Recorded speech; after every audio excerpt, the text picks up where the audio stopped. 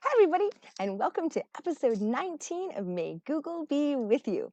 In this exciting episode, we're going to be looking at the completely free and awesome app called Google Science Journal. So, what better place to take our episode than into nature? So, this evening, I'm in my backyard.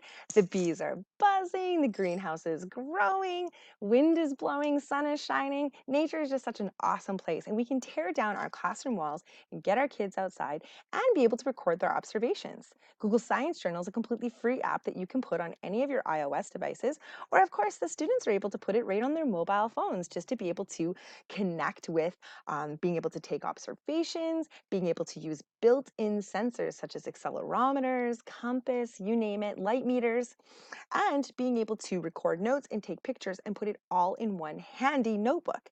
Because you sign into the app with your Google account, regardless of the device you're on, as long as you're signed into it, you have access to all of your science notebooks all the time. So you're not just stuck on one particular device, especially if you have those shared devices. But just make sure, just like our previous episode with iPads, if you're having students use the app on shared devices, make sure they're signing in and out of the app before they go ahead and share it with another student. So today we're going to take a look at how we can use the Science Journal just to be able to tear down those classroom walls and record everyday observations. I'm going to show you how to use the app, and then I think the Rofi kids want to do a bit of a backyard experiment. So let me show you what this looks like. You need to grab your device and open up Google Science Journal. So I'm going to go ahead, I'm going to open up Google Science Journal. Now, the first time you use Science Journal, it is going to ask you to sign in with your Google accounts. You'd want to sign in with your Edmonton Catholic Schools account. If I look in the Pancake stack, I can see that I'm signed in at the bottom. And of course, this is also how I would be able to manage the account and be able to remove it off of here or have another user. Now, as soon as you come into Science Journal, the first thing you're going to see is a Welcome to Science Journal, a journal already started for you. It wants to be able to give you some prompts of being able to use this and know what you want to be able to do to record your observations. This is an iPad, so the view is a little bit different than a phone. If you were looking at this on a phone, you would see this whole side panel just be at the bottom as opposed to on the right-hand side. Now, what's really great is we're going to be able to use this to be able to make some notes, record some observations, and take some pictures. So we're going to go ahead and we're going to get started with one here because I think my kids want to be able to do one, something to do with Mentos. So now what I'm going to do first is I'm going to make sure that I go ahead and I'm going to start a new notebook. As I start my new notebook, I have the opportunity to be able to give it a name. And of course, I could include a photo if I wanted to. Not a soda experiment, a soda experiment, yeah.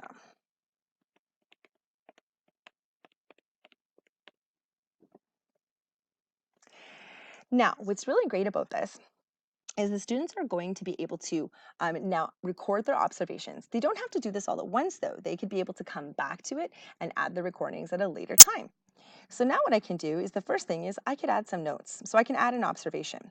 As soon as I click on that little what looks like a comment box, I have the ability to be able to add that observation. What we know is really fantastic about being able to do this on an iOS device is students can, of course, type this observation, but of course we know that we do have the built-in microphone to be able to dictate the observation. So perhaps the kids can make a hypothesis. I wonder what will happen if we put Mentos into Diet Pop. Now we can see that it's recorded my observation. As soon as I hit the little airplane button, it basically flies it over and attaches it as a note right there in my science journal. Each note that's attached doesn't allow me to continue to edit it or of course delete it. Now, of course, what I can also use is I can use these sensors. The sensor buttons really allow us to be able to take a look at different types of sensors. So in here you can see I've added another one. If I click the little settings gear, it's actually going to tell me how many different and the different types of internal sensors that are available. So if you find that there's just too many sensors for your students, you can also uncheck some of them so that they don't show up. But it is nice just to be able to see the different type of sensors that we can use as part of our science journal, things that we're measuring. These sensors are actually live. And so we can see that as I'm sitting here, if I move my iPad and I'm moving it up and down and I'm moving it around, it's actually recording that live. Of course, I can change this and I can do some brightness. I'm sitting in the shade right now, and as soon as I get up and I start putting it in the sunlight, maybe somewhere a little bit darker, so I can have all these different sensors happening at different times. These are live readings just using the data from inside this device. If you notice on the bottom right-hand corner, one of them looks like a little picture. When I hit the picture button, it basically just takes a picture of what I recorded, that where it was at that moment that I took the picture of those levels. And now I can also take a note and add a description and talk about what I was doing right there of that snapshot. The other thing that I can do is as I'm moving my iPad, I'm looking at these different levels. I can see things changing as I go here. Another option that I have to be able to do is use the recording feature. I'm actually going to record it, and it's going to talk about the front-facing camera. Oh, we can't record the background. That's okay. So it's recording, and you can see it turn red from where it's doing the recording. So as I move my iPad, I'm going to be able to change some of these different sensors. And now we can see, I can hit stop. What it does is it completely, oh, not now, we'll read it after this episode. What it did was it allows me to completely be able to put in those different recordings and be able to have it stay inside my science journal. Once again, I can look at the different details of this, and I can see what this looked like. It was a duration of 20 seconds. I can see the different features that are part of this. So that's really nice to be able to do. Another thing I can do is I can use my camera. So I'm in my backyard. Maybe I want to snap a picture of my bees. It'll take that, it'll put it right there in my science journal of what I just did. And now, of course, again, I can add a comment and a description, and I can, of course, dictate that description right here inside of my science journal. And of course, you have access to any photos that are already existing on your device. So we can see just how easy it is to be able to use the science journal and put all of these different features in it and just be able to continue to have that go. What's really great is we don't just have to do the experiments that we're trying to make up. If we want to learn how to use these different sensors, like getting started with light or getting started with sound, which we know are a great fit in our science program of studies, there's activities that have already been created for us. And so we can find those just right in the pancake stack. So if I look in here, I'll get out of my soda experiment and I can go to the pancake stack. And what I'm going to see is a whole list of activities. It'll basically open up the internet and it will take you to the website made by Google, where now I can look at all of the different activities of what I can do to use Science Journal. 70 of them all ready to go for me. Now, if I wanted to, I could also browse it by level. These are made, you can see I've got them filtered right now, but these Science Journal is actually made for K to 12. So there's really all different grade levels that we can use with these. And what I can do is now I can go ahead and I can find the different one I want to be able to use. Like if I want to do some sound experiments, there's some great getting started ones. I want to look at some timing, distance, gravity, magnets, all types of things. All right, so we decided what better way to show Science Journal than put it in action. I've got a couple of the Rofi kids here today that basically want an excuse to put mints into some pop. So their question was, what's going to happen when we put Mentos into diet soda? I think we know that answer. I feel like you guys just want to make a mess. Yep. Okay, well, this is what we're going to do.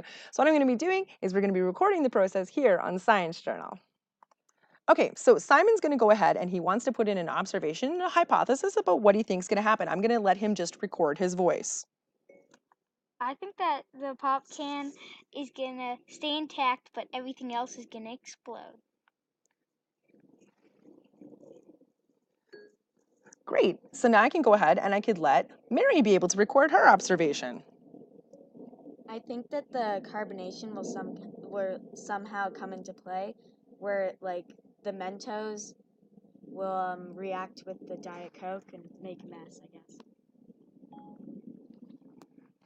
All right, now we can, of course, we can go ahead and edit those different features. Don't forget what we're gonna do is we can also turn on some of our different accelerometers and some of those different things. If there was a particular sensor that we wanted to be able to use for this, just remember, if you forget what the different sensors are or what's going to be able to happen, just go ahead and you can look for those there. And of course, there's the built-in info button for each one of the sensors to tell you exactly what's going to happen.